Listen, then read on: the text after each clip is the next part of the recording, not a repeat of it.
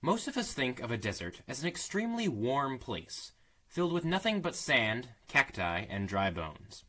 However, some deserts are very cold, and the reason they're dry is not because of a lack of water, but because of an abundance of frozen water.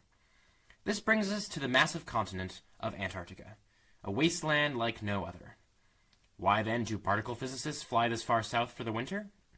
According to Dr. Francis Halzen of the University of Wisconsin-Madison, ice cubes.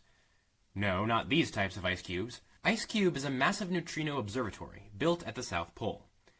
Construction started in 2005 and ended in 2010, costing approximately $279 million US. But I'm getting ahead of myself.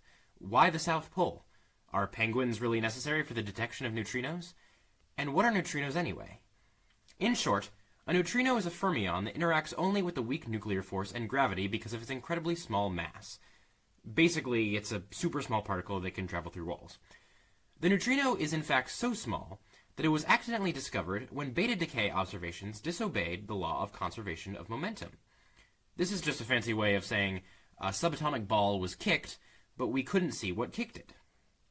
This meant that either our current laws of physics were wrong, or that there must be another particle interacting during this beta decay. Thus, the neutrino was born. However, studying neutrinos proved incredibly challenging. Since its mass is so small, and it does not interact with any other physical matter, how then can we observe this particle? The answer lies in the understanding of the propagation of subatomic particles. We all know light travels at a constant speed, but that doesn't mean it doesn't interact with other particles in this way. For example, light traveling through water would be slower than light traveling through air, simply because there is more matter to travel through.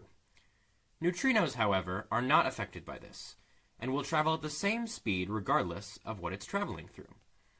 At one point, this caused the physics community to believe that light indeed wasn't the cosmic speed limit it was once thought to be, because of miscalculations due to the medium of travel through which they measured the speed of light. In any case, since neutrinos can, through certain mediums, travel faster than light, they can cause a bit of a wake, much like the wake when a ship passes over water. Therefore, by measuring the light wake caused by neutrinos, we can indirectly also measure the neutrinos. The problem was that a large enough medium would be necessary to cover enough surface area so that an accurate sample could be collected. The first thought was the ocean, large enough to capture plenty of neutrinos, and slowing down light enough for the light wake to take effect. The ocean was thought to be the ideal candidate. However, the first experiments proved tricky. The water moved too much, wildlife got in the way, and large enough sensors could not be accurately placed in order to measure the neutrino's effect. As you might be guessing, there's a reason we brought up Antarctica at the beginning of this video. The frozen water there solved the problems of excessive movement, and it made it easier to place sensors than before. An array of 86 strings were placed in holes in the ice, drilled down between 1,450 and 2,450 meters.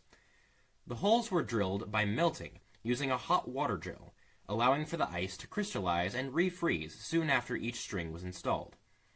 Each string contained 60 evenly spaced digital optical modules, or DOMs, which detect small amounts of light, and relay the data back to computers on the surface. Although the observatory has detected several thousand muons since its construction, it has also detected 28 neutrinos that originated from outside of our solar system, as of 2013.